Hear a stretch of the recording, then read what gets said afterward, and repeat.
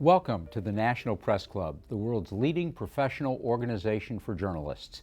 I'm Michael Freedman, the 113th president of the National Press Club.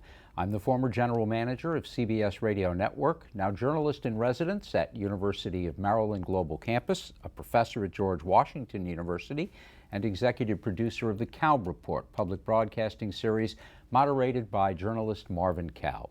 We thank you for joining us today for our virtual International Correspondents event with CNN Chief International Correspondent Clarissa Ward, who will discuss her new memoir entitled On All Fronts, The Education of a Journalist.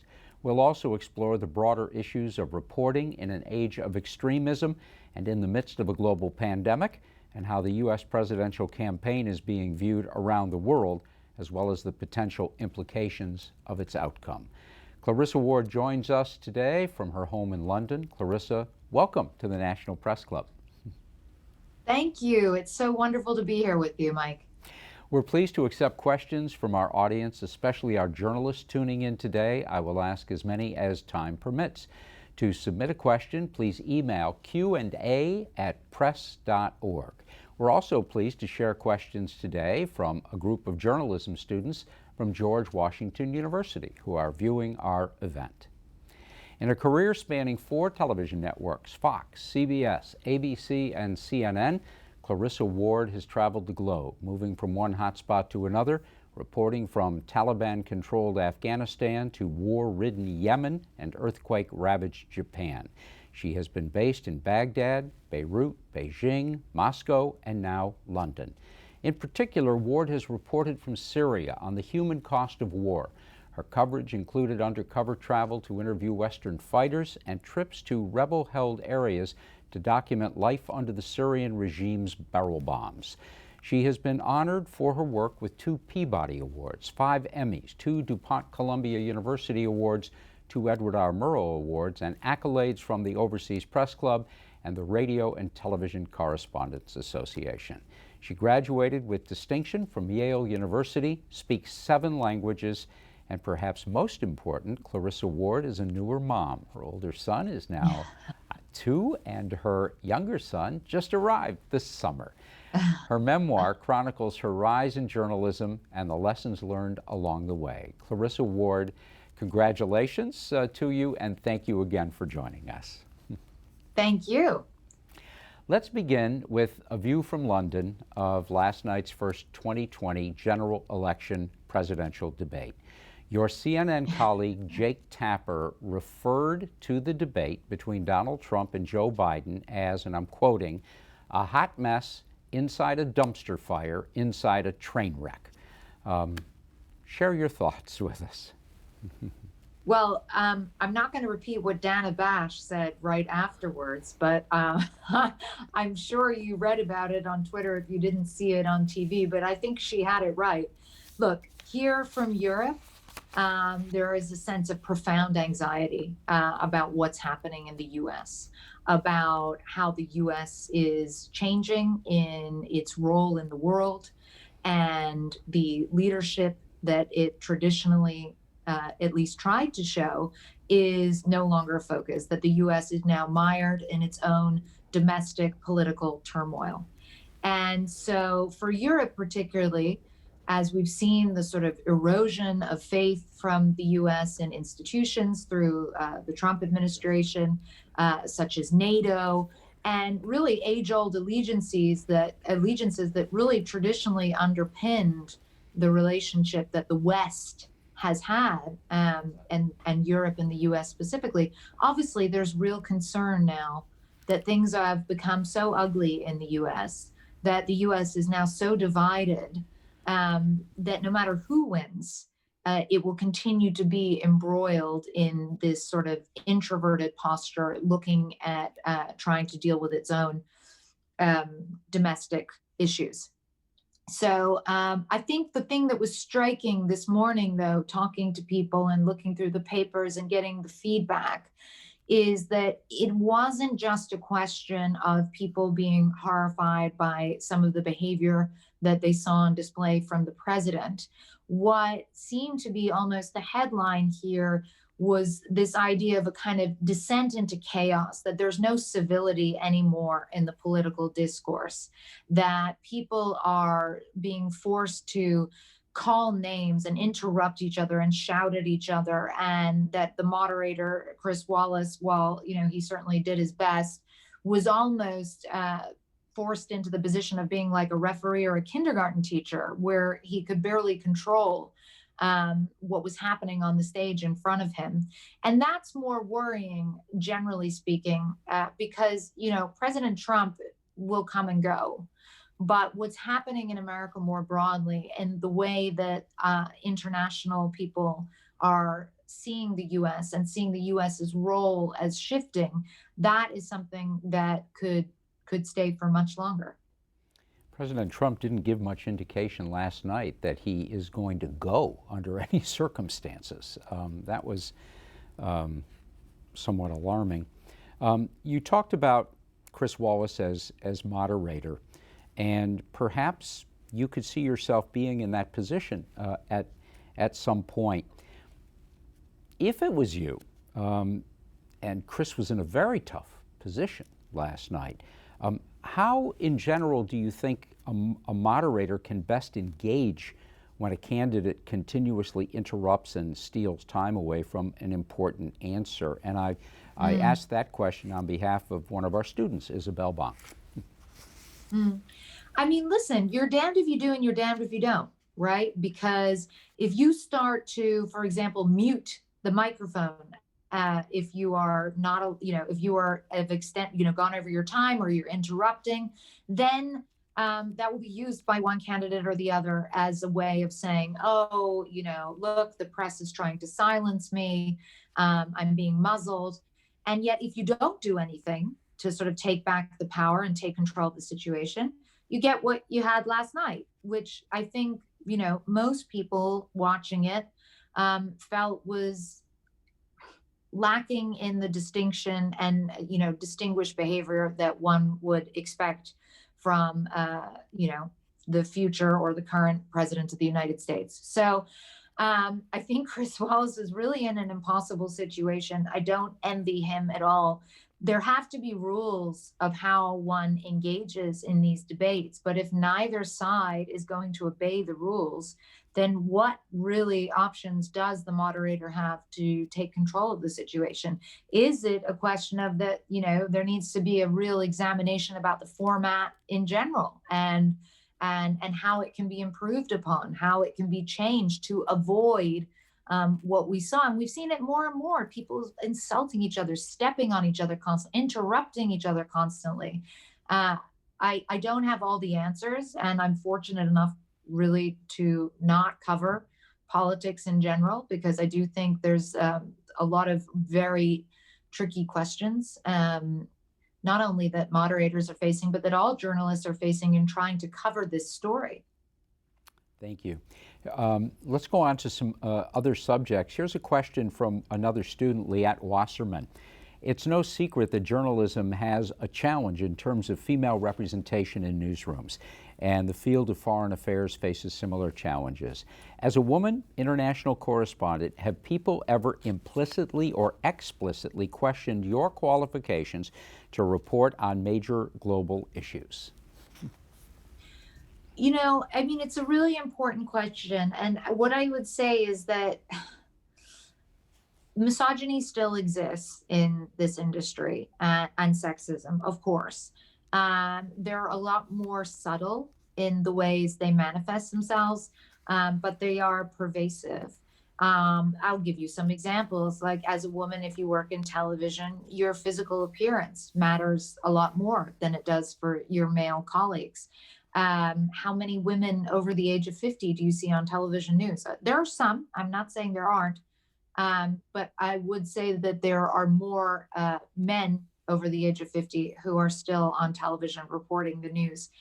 In terms of being given opportunities, though, in the field, I have never felt that I have been discriminated against, and that may be that I'm very lucky and very privileged. I have never felt that it has worked against me.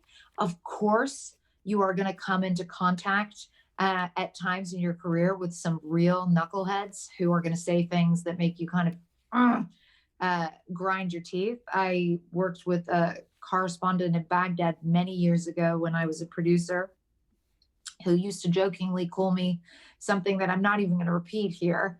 But it was intended to be kind of funny and cutesy, but it was clearly insulting. And so you're always going to run into that. And as I said, the situation is getting a lot better. But more broadly speaking, when you look at institutions, and I've worked for some of the best, I'm very lucky, CBS, ABC, and now CNN, I have never felt discriminated against as a woman. I have felt that I've had every opportunity open to me. And I have felt that being a woman has been a huge asset in my reporting, in the places it's allowed me to get to, and in the people that I can talk to, that often in conservative countries my male colleagues can't talk to them at all. And I'll quote from the book to what you've just said. And you say in the book, it is one of the great privileges of being a Western woman working in conservative Muslim societies that I am allowed to pass freely between the two spaces, between the two genders. I mentioned before the program that one of my friends, Laura King of the Los Angeles Times, spent many years overseas as a foreign correspondent and a war correspondent. And Laura has often said that in working in Afghanistan, and other countries like that, that she was treated like a third gender, as a like you, as a blonde female American journalist. Do you find that to be the case as well? That Yeah, the joke in Afghanistan used to be that we were honorary men, which meant that you had all the privileges that men enjoyed. You were allowed to sit in the room and listen to their conversations and ask questions, even, and travel to the front lines. But you also were treated with a little bit more of a gentle touch, let's say, and that can be a blessing and a curse sometimes.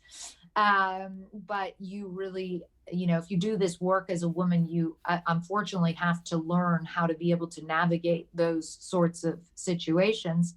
And particularly in some conservative countries where men are not used to spending time with women who are not a part of their family, and can, let's say, easily get the wrong idea about where your interests may lie.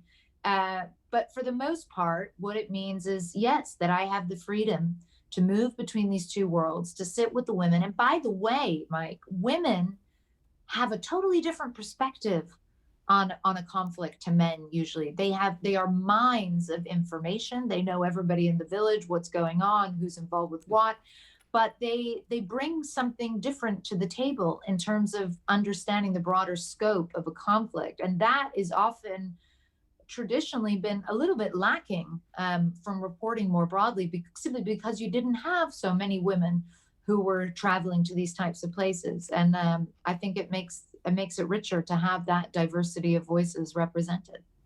Here's a question from student Nathan Schwartz that goes back to your previous comments about the 4 networks that you've been affiliated with. How have your career and reporting skills been shaped by each of the news organizations you were employed by? Can you compare and contrast Fox, CBS, ABC, and CNN? Yeah. So it's a really good question. Fox gave me my first break. They were the first ones to send me to Baghdad at the age of 25, when I frankly had no idea what I was doing. They were the first people to put me on TV when I was 26 and still had very little idea what I was doing. And they were good to me. And there are a lot of people at Fox who work, reporters and stuff, who are good reporters. And a lot of the spin is out of their control, frankly. Then ABC, I think at ABC, I learned how to write. And that was the first place that I had worked that put a huge amount of emphasis on writing and packaging, and how do you tell a good story, and how do you use fewer words but try to elevate the pictures with nuance through those sparse words. CBS is where I learned to interview. And obviously I was very privileged to work at 60 Minutes. And that's where you learn the sort of the art of the interview, the dance of the interview. I remember the producer I worked with on my first 60 Minutes piece taking my questions away right before the interview. And I was almost having you know, sort of hyperventilating. I was like, why would you do that? And he was like, because I don't want you to be looking down at your questions all the time and sort of or waiting for me to end my answer and then you're ready with your next question. I want you to be listening to the subject, interacting organically in the moment. It's a dance. And I have never forgotten that. It has stayed with me forever. And I'm forever indebted to CBS for that. And then, CNN, I think the privilege of working at CNN is you have this enormous global network with all the resources that entails, with all the outlets that entails in terms of getting your stories out to a wider audience. As someone who lives overseas, it used to drive me crazy that I would have a great piece on CBS Evening News and find, that no one else in the world could see it because they weren't in America. So CNN has that advantage. And yeah, I mean, you work on a big story with CNN. You've never seen anything like it. You're going 18-hour days. You've got 30, 40 reporters, sometimes anchors, going live nonstop from remote locales with, sometimes nothing more than Scotch tape to like hold the rig together. But that's the beauty of CNN. They can just do that. And they have been wonderfully supportive of me and allowing me to do investigative work, which I really only started to doing when I got here to CNN. And as many of you will know, that involves huge reservoirs of patience, both with yourself and also from your bosses. Since you mentioned that at CBS, you learned more about interview technique, and because we have so many students viewing today, I'll just mention one anecdote and it's about Don Hewitt, who was a pathfinding producer at CBS. He was for years the executive producer of the CBS Evening News, but Don was quite a creative guy, and sometimes his creative spirit got the best of him, and was always coming up with new ideas. And eventually, he was pulled from his position as executive producer of the CBS Evening News, and he had worked with Murrow all the way back to the beginnings of television, and he was told to go home, and they were going to put him in charge of a new public affairs program, and that they asked him to go home and think about what he could create. And so he went home and he was all excited. And he said, they've asked me to create a new public affairs program. And his wife said, wait a minute, don't you realize you've just been fired, basically? You had the best behind the scenes job at CBS as executive producer of the CBS Evening News, and they're asking you to go create a program that's going to air at 6 o'clock on Sunday mornings here. And Hewitt he took it seriously, and he started thinking about the work he did with Murrow, which were on two programs. Ed Murrow, Murrow in the 50s was known for what was called High Murrow and Low Murrow, and the High Murrow were his See It Now broadcasts, in which he took on Senator Joseph McCarthy and helped break the back of McCarthyism in the 50s. And the Low Murrow was Person to Person, which was an interview program in which he interviewed stars and went into their homes. And it was always believed that the Low Murrow program, which was Person to Person, helped fund the High Murrow program, See It Now, because they had a lot of sponsors for it. And Hewitt, who everybody had written off, started thinking High Murrow, Low Murrow, High Murrow, Low Murrow, and he walked back in and invented 60 Minutes as the combination of the two.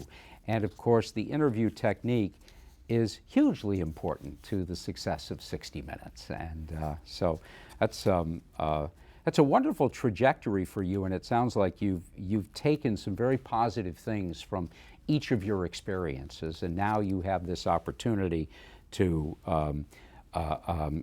put them all together and have the benefit of all these gains over the years. Let's talk about international stories versus domestic stories in the United States. How tough a challenge is it today to interest the networks in international news?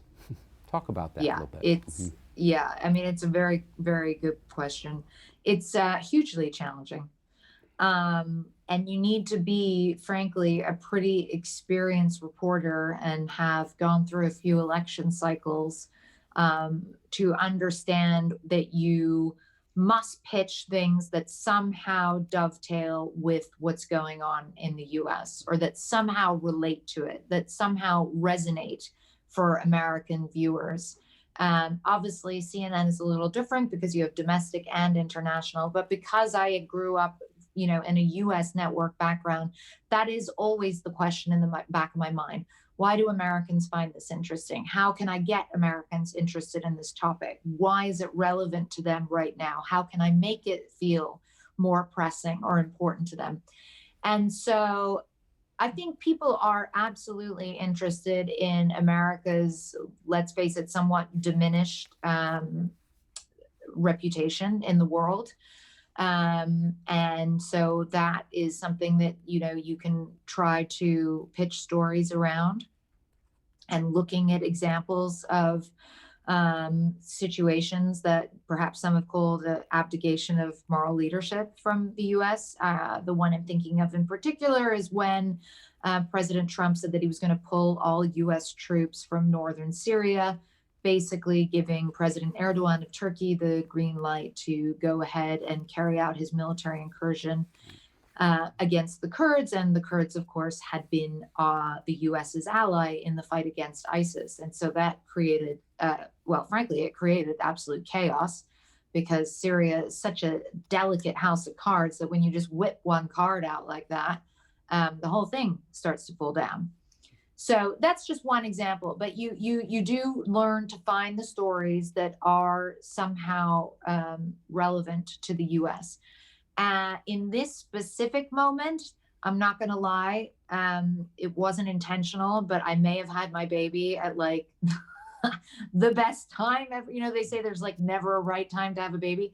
This was the right time to have a baby, because understandably for the next 6 weeks at least, right, we're going to be seeing a news cycle that is completely absorbed with US politics, and maybe a little bit also with the coronavirus pandemic.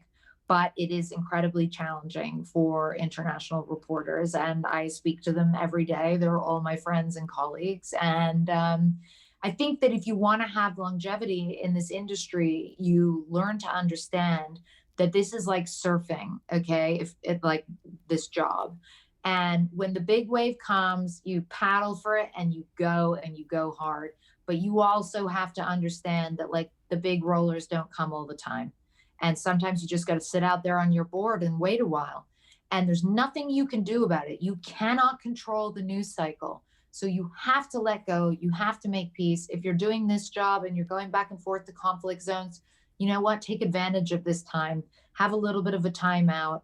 Do some, mental health, and just embrace the fact that your workload is a little bit lighter at the moment, because the news gods are the news gods, and you can't really fight with them. Watching your colleagues during this little time out for yourself for a really good reason. We think about the role of the journalist always as being one in which you have to be prepared to run toward danger. In the midst of the global pandemic, and domestically with the outcry that has erupted this year across the nation for racial equality and social justice, and we have factual information of more than 800 journalists who've been covering demonstrations this year being assaulted in many instances by police and arrested. It's been an incredible time for journalists here in the United States and around the world. We have a president of the United States who routinely refers to journalists as the enemy of the American people, and when he doesn't like the way a story goes, he just immediately calls it fake news. This is an extraordinary period in which, to be a journalist, you are effectively putting your lives on the line every day just covering the pandemic. And then add to that this turn of events over the last almost 4 years, in which there is a concerted effort by no less than the President of the United States to turn the tide against trusting journalism and journalists. And now we see journalists who are holding their credentials in front of them being assaulted and arrested by police in different cities across the country. And this isn't happening in Europe or Asia. This is happening right in the United States. Offer some thoughts about that. I think it is very disturbing. And frankly, the next big challenge for young journalists who are aspiring, up and coming in the world today, because the very saddening reality is that there has been an erosion of trust in particularly mainstream media and in the function of our role in what we do.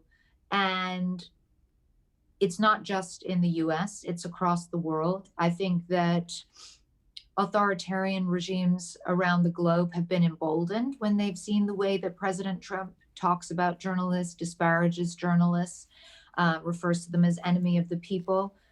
They have embraced that, and they feel emboldened that they can treat their own journalists in their countries with equal lack of regard without facing repercussions, because that's how the US talks about its journalists.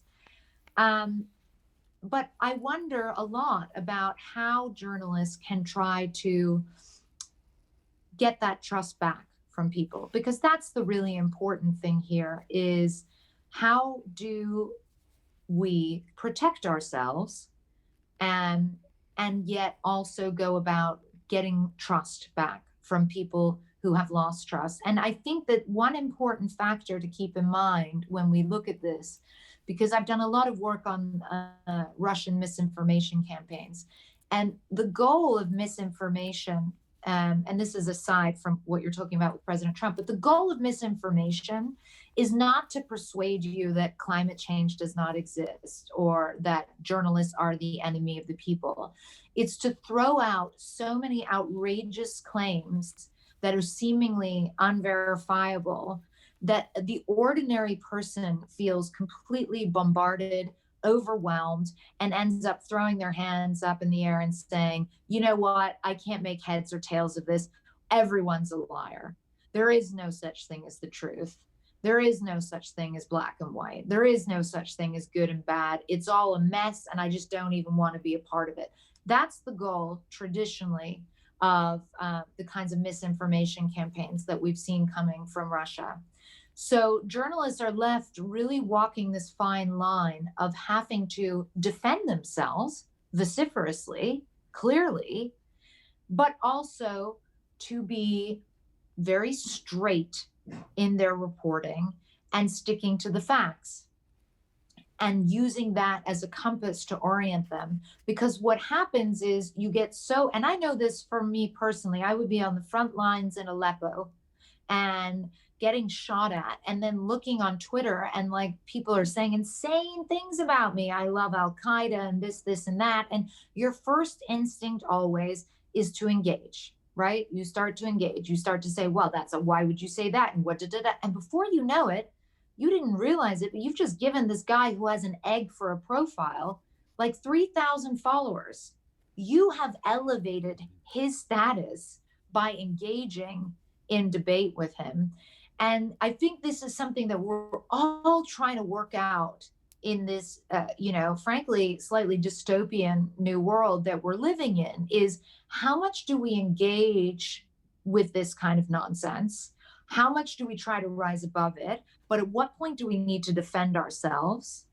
And there aren't any easy answers. These are really tough questions that require a lot of thought and ultimately probably a united response, but also pretty subjective in terms of like different people will have different ways of finding it easiest to navigate this. But when I look at the challenges that I was facing coming up as a journalist, I was worried about, getting kidnapped by jihadis in Iraq or getting executed by jihadis in Iraq. It would never have even occurred to me that I could be assaulted by law enforcement in the United States of America. That would not have been within my sort of frame of reference, let's say. And it wouldn't have occurred to me that I would be facing a sort of barrage of an online abuse based on, frankly, seemingly just perfectly correct factual statements. So I do think that young journalists really have their work cut out for them. But having had the privilege of talking to quite a lot of them, I have no doubt that they will rise to the occasion and do really important work and continue to show just what a vital role journalism plays. And one of the stories that the National Press Club absolutely does not want to see swept under the rug or lost in the shuffle of everything else is the abduction and captivity of a friend of yours, Austin Tice, in Syria. It's been more than 8 years now since Austin Tice was taken while covering as a photojournalist the tragic issues that were unfolding in Syria. Talk about your friendship with Austin Tice, how the two of you bonded over this passion for Syria and your efforts to find him. So Austin first reached out to me on Twitter. He was already in Syria and I was on the Turkish-Syrian border. I had already gone in a couple of times and done some pieces that got a lot of attention because there weren't that many reporters who were able to get in there and tell the opposite side of the story, as in not the regime's side of the story.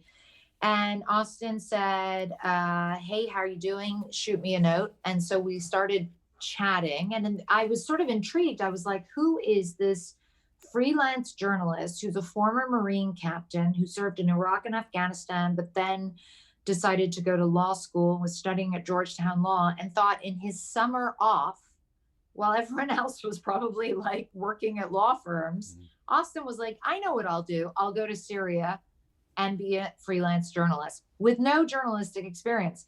Of course, because Austin is so smart and so persistent, within 3 weeks of being in Syria, he was filing for the Washington Post, which is really nothing short of extraordinary, and taking photographs as well and operating on his own, moving around without a team. And so I think in the beginning, what we shared as friends, and we would shoot emails back like 10, 15 a day sometimes, it was a wonderful outlet to be able to talk in emotional terms about our passion for Syria, our excitement for the story, our compassion for the people, our sympathy for what they were going through. And you don't really talk like that, generally speaking, with your colleagues because there's a level of professionalism. But it was sort of nice to have a more sort of private back channel where I could be honest about that stuff and where he could too. What happened, though, that I started to notice is that Austin was taking more and more risks. And at first, I assumed it was because Austin had a military background, right? So I was like, well, he's not like the rest of us, right? He doesn't need the same kind of support, the same kind of network, the same kind of training, the same kind of experience. He doesn't need any of that because he's got military experience. So he knows how to comport himself in a war zone. And to a certain extent, that was true. But what does happen if you don't have that person who you're reporting into every day saying, or even before you go in, saying, listen, you have to have a plan. I need to know your exit date. I need to know 3 contingency plans for if that plan goes wrong.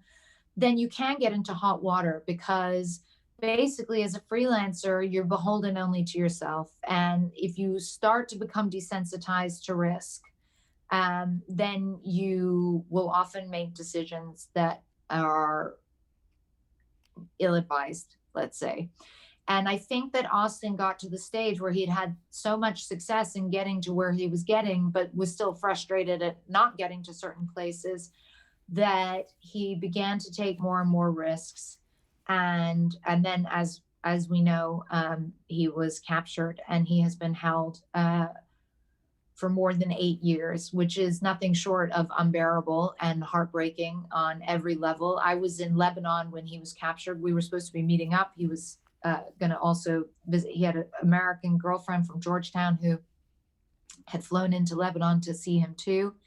And everybody who knows Austin, who knows his wonderful family, has just been absolutely gutted by his capture and by the failure so far of, despite many, many incredible efforts from so many different people on every single side of the political aisle to try to bring him back home. And yet here we are more than 8 years later, and it hasn't been achieved yet. And I very much hope it will. He really owes me a drink. But beyond that, the one thing I would say is that I really hope that the tragedy of Austin's situation has shone a light on freelancers and the responsibilities of people who work with freelancers, the responsibilities of organizations who commission things from freelancers in war zones, and also the responsibility of all of us as the press corps to be helping out our freelance friends with whether it's body armor or hostile environments training or education about insurance and the different kinds of insurance you need in these conflict zones. We have gotten a little bit better, but we need to be even better about taking care of our freelance colleagues. Is there anything that we could or should be doing as a nation, as individuals, as groups, to help free Austin Tice that hasn't already been underway? You understand the local nuance, the factions, better than most people. Are we missing something here? We're not missing something. The reality is there are people who could be more helpful in trying to bring Austin back. And I think the Russians could certainly play a very significant role if they chose to do so. And I think that the only thing most journalists and Americans in general can do is to keep talking about his story, making it clear that we are all horrified by this, even more than 8 years later, that we haven't given up hope, that we won't stop talking about it until people in power, use every last lever they have at their service in order to try to bring him back. And it's not easy. It is complex. There are many mitigating factors that I won't get into now, but that make it difficult for the people who have him to release him without kind of admitting that they had him. And it will take a sort of diplomatic tightrope walk in order to make it happen. But the people who ultimately can help most are probably the Russians, people in Lebanon from Hezbollah, people who the U.S. has fraught relations with, and that's what makes it tricky. Thank you. And like you, our heads and our hearts are with Deborah and Mark Tice, Austin's parents, and our wish is that we can do something along the way here that helps bring Austin safely home. So thank you for that. You were talking about the dangerous role of journalists today, not just overseas, but right here in the United States. And let's talk for a few minutes about your view of your role as a journalist. And I'm quoting from your book again, On All Fronts, The Education of a Journalist, in which you say, making a difference in journalism is as seductive as it is dangerous. The reality is we are not there to solve a problem, we are there to illuminate it. Could you elaborate on that? Yeah, and I think a lot of young journalists are like, man, way to kill my buzz. Like, Uh, why would you say that? Like, we all want to make the world a better place. And like, and that's okay. That's noble. But for me personally, what I realized is that if you want to be able to do this, for the full length of a career, you're going to need a lot of stamina. And if you are too attached to affecting change all the time through your work, you're going to find that your heart is broken, your ego is beaten, and you're not going to be able to keep doing this work. So let me give you an example from my career. I was covering Syria very closely. I was completely absorbed and consumed by this conflict in a way that I hadn't been with others. I felt heartbroken by what I was seeing. I felt passionate about telling that story. And that passion that I felt definitely translated in my work in terms of making it of a higher quality and more compelling. But what I started to realize was that just because I was doing really strong work documenting horrendous war crimes against a sort of beleaguered populace, that didn't mean that the world was going to change. That didn't mean that red lines actually would be red lines. That didn't mean that America was going to save the day, that the international community was going to do anything really to stop the suffering of the Syrian people.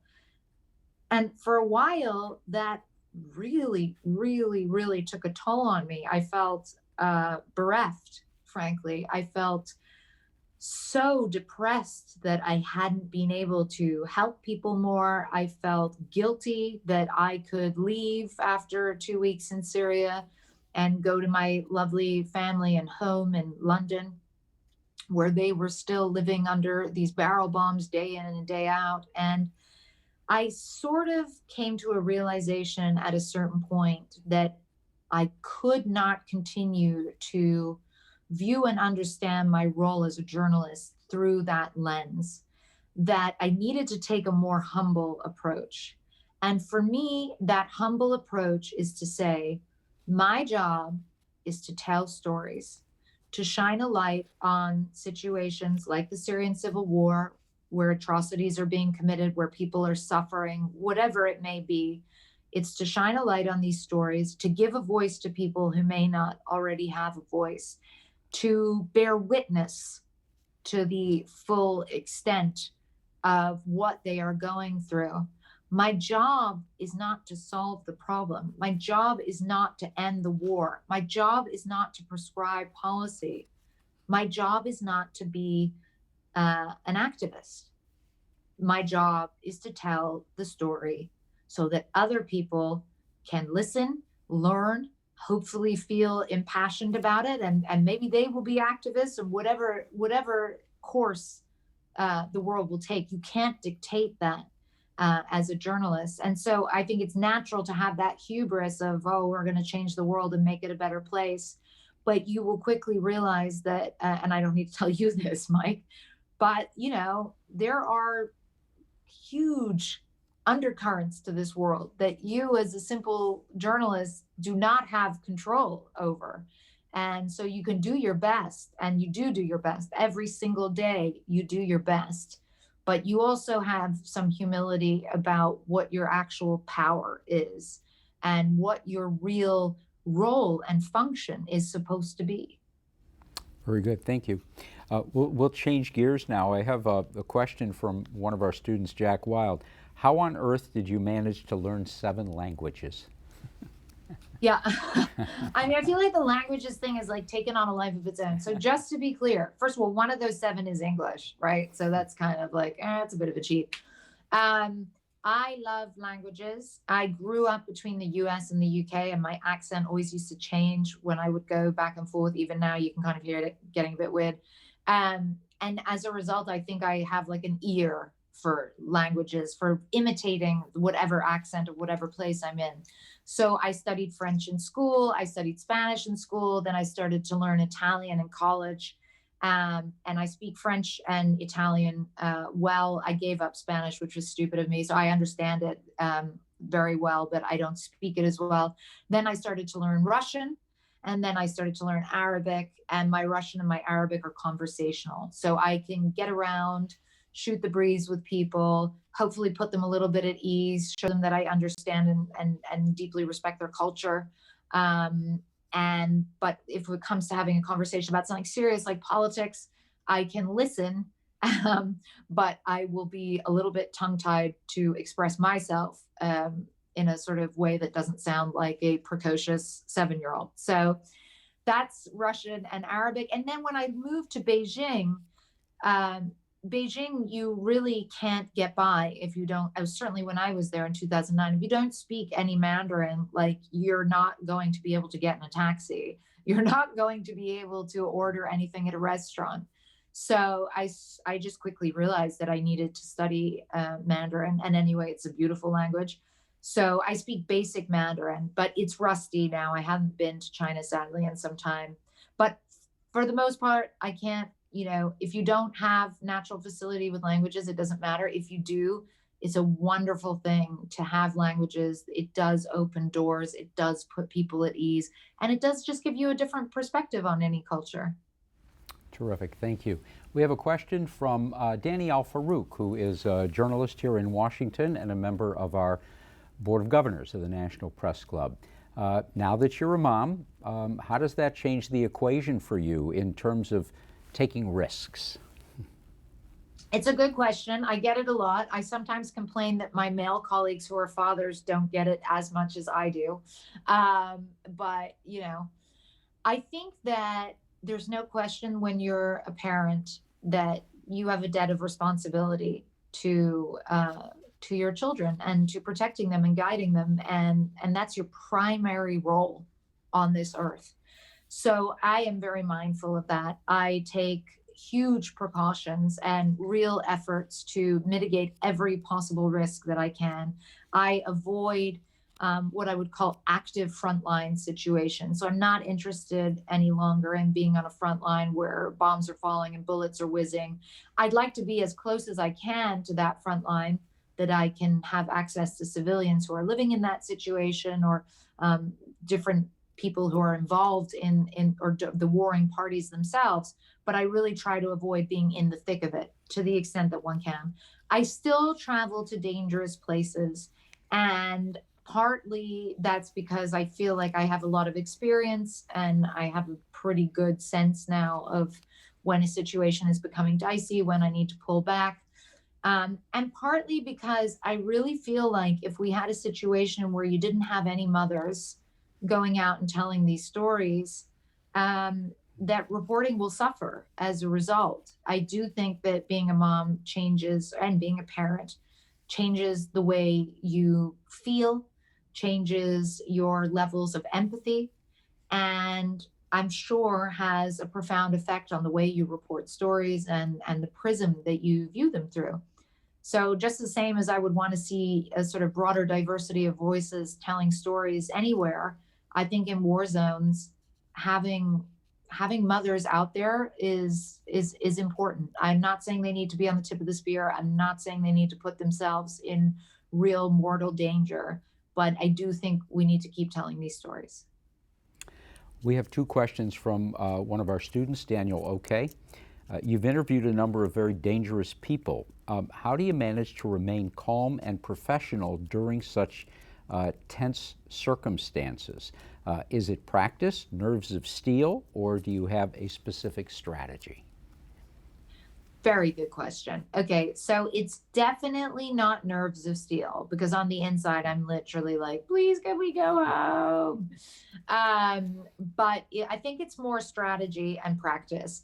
For me, strategically, because I found myself when I started to do a lot of work on Western jihadis and that whole phenomenon, I would get into debates I was talking to a lot of these guys online, and sometimes I would get into these debates with them. And I found that the minute I started to kind of raise my voice and get visibly flustered or frustrated or vexed, that I sort of lost the high ground a bit. I was almost on the back foot a bit. They were the ones taking the reins of the conversation. And whereas when I really calm myself and feel confident enough in myself to be able to let them say their piece. And of course, you're going to challenge it. Of course, you're going to come back and tear a hole in it, but you're going to do it from a place of calm moral authority. You're not going to do it from a place of emotionality. And the results for me, when I started to really try to put that into practice, I found the results were extraordinary, because it actually, you're doing two things. First of all, you're giving them just enough rope to hang themselves, right? Because if you're not visibly horrified by what they're saying, they'll keep saying stuff and they'll tell you the actual truth. Unlike if you're like, how can you say that? Then immediately, or that's awful, or whatever it might be, immediately they know, okay, I shouldn't tell her about, the other guy who or whatever it is. So that's the first part. And then the second part is, it's really hard to lose an argument if you don't raise your voice. And again, I can't stress this enough with doing an interview. And I remember particularly interviewing Anjum Chowdhury. Man, you can be a pain and keep coming back with a follow-up, I'm sorry, you say that, but excuse me, can I just ask you to repeat that? And you do it very politely. I remember watching Katie Couric do it with Sarah Palin years ago. And she was the first reporter who nailed that interview. Everybody else was kind of talking down to her and trying to engage in debate with her. It didn't work. Katie Couric was like, could you just tell me again, which newspapers you read? I'm like, I don't mean to labor the point, but could you just say that? And I saw that interview and I was like, bingo, that's how it's done. You keep your cool, you be respectful, and you keep pushing persistently, but calmly and politely. I can't help but think that is a viable strategy for the presidential debates as well. Yeah. Daniel's second question is in keeping with the first, and you're just touching on it, and that is, as an American covering international issues, how do you approach addressing your own cultural biases? Do you find yourself pivoting cultural perspectives to better understand foreign issues? So I think that, the reason my book is called The Education of a Journalist is because there's no class in college, or at least there wasn't in my college, that teaches you about how it feels to be in a place where people have real mistrust, misgivings, and misunderstandings, and frankly, often hatred for America and for Americans. And that is a very humbling thing to experience. And it's also very humbling to really understand the full scale of the privilege that you have as an American. I mean, for me to operate in a war zone, it's a completely different scenario than for my Syrian colleagues. I have protection to some degree that is accorded or afforded to me because of my passport. I can leave the war zone at the end of the day because I have this passport.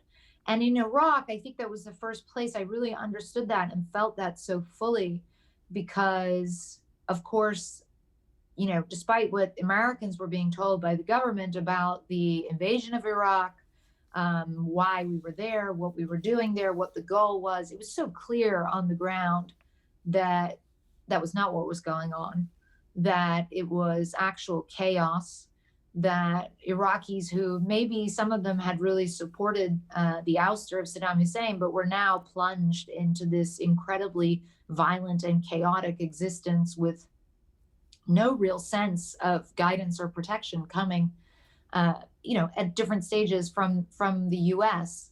And there was a sense of shame that you feel when your Arabic teacher, in my case, is like, please, can you help me get out of the country with my family? I'm worried they're going to kill us. And you're like, what do I do? Why do I get to leave? How is that fair? And how can I help this person? And by the way, this is a question you get on the road every war you cover. And it's the hardest it's the hardest question to answer, and you do your best and you try where you can, but you feel tremendous responsibility and sadness that you're not able to help more people get out of their dangerous living situations and help them start a better life. So for me, it's very important when I go to places to try to walk in the shoes of the people that I'm covering and try to understand America through the lens of not necessarily how we see ourselves, but how the rest of the world sees us. That doesn't mean they're totally right, or one perspective is totally right. But if you want to be a great reporter, you have to be able to feel and understand the other perspective. You synopsized that quite well in one of the quotes in your book about distancing yourself from the story, but being human. I was too attached to the story, and yet I knew that the quality of my work depended on that intimacy. The more I gave and the closer I got, the better my work was. And the better my work was, the more I felt a weight of responsibility to really do something for Syria. That's some conflicting emotions in there for you. It is conflicting because, of course, the more you care, the better the work is. That passion is what makes the work great. That's what makes, Michael Jordan on the court giving 110% every single day. Like, where do you get that strength from? Where do you get that energy from? It has to come from passion. It has to come with real, genuine, authentic enthusiasm for a story. But at the same time, you have to compartmentalize to a certain extent. You cannot be completely consumed by any one story because you can lose yourself in a story. And I think that happens to a lot of journalists who do this kind of work, who cover war zones. It's one of the hazards of the job. I think I should mention that during the time that we've been talking with each other, the Commission on Presidential Debates has issued a statement that is worth sharing. And it is: the Commission on Presidential Debates sponsors televised debates for the benefit of the American electorate. Last night's debate made clear that additional structure should be added to the format of the remaining debates to ensure a more orderly discussion of the issues. The CPB will be carefully considering the changes that it will adopt and will announce those measures shortly. The Commission is grateful to Chris Wallace for the professionalism and skill he brought to last night's debate and intends to ensure that additional tools to maintain order are in place for the remaining debates. I think that's a large statement from the Commission on Presidential Debates to make. It is, and it's an important one. It's an important one because there have to be rules, and the rules have to apply to everyone. It doesn't matter who you are. You get on that stage, you debate in front of, the whole of America, essentially, and frankly, the world. There needs to be some semblance of decorum and respect. The last topic I'd like to touch on, because we only have a couple of minutes left, is something that's really important for all journalists and also makes your book worth reading. There has long been a kind of taboo among journalists about talking about mental health and PTSD issues. Tell us about why you chose to be open about your own struggles in the book. Well, frankly, I could never understand how it is that I have such good friends who cover conflict and would be in the same places, seeing the same atrocities, and we'd have a drink at the bar and share a few stories about the day, but no one would ever talk about, like, wow, this is really hard, or wow, this is really painful, or wow, I'm really struggling, ever. Maybe if people were plastered drunk, then that conversation would sort of happen. But it strikes me that it really needs to happen in a much more comfortable, open format. And I feel like it goes without saying that if you're doing this job, if you're witnessing horrors of war, you will suffer something as a result of that. That doesn't mean you're going to have full-blown PTSD, but it does mean that it's something you need to be aware of. You need to be thinking about it. You need to be talking about it. You need to be preemptively taking care of your mental health and looking at how you can be sure that you are dealing with any possible problems that may be just starting to bubble beneath the surface.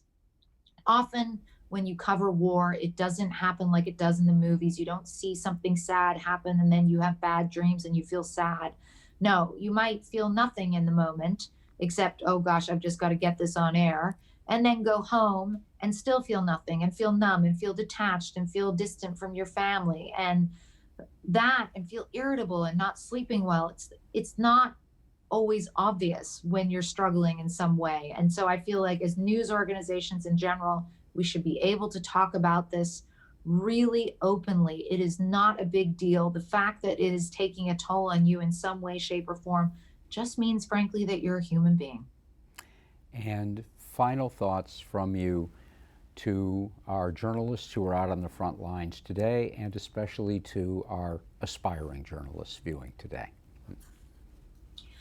You are a tremendous inspiration to me, and keep doing what you're doing. Try to tune out the noise, stick to the facts, find your passion, tell great stories. Don't be cowed by this really tremendously challenging environment. You're great. What you're doing is important. Keep your head down and keep doing it. Thank you, and we will let that be our last word today. Clarissa Ward, thank you so much for joining us. We are Thank you so much. Pleased to present you with our National Press Club coffee mug. We will send it Yay. to you, along with our hope that you will join us again in person here in Washington, D.C. in the very near future. Thanks again. I look forward to it. Our thanks to our producer, Laura Coker, our International Correspondents Team Coordinator, Elizabeth Hagedorn, and to our wonderful National Press Club team behind the scenes here in the Broadcast Operations Center. We thank all of our members and guests for your questions, and to our GW students today for joining us. Be well, stay safe, and have a good day.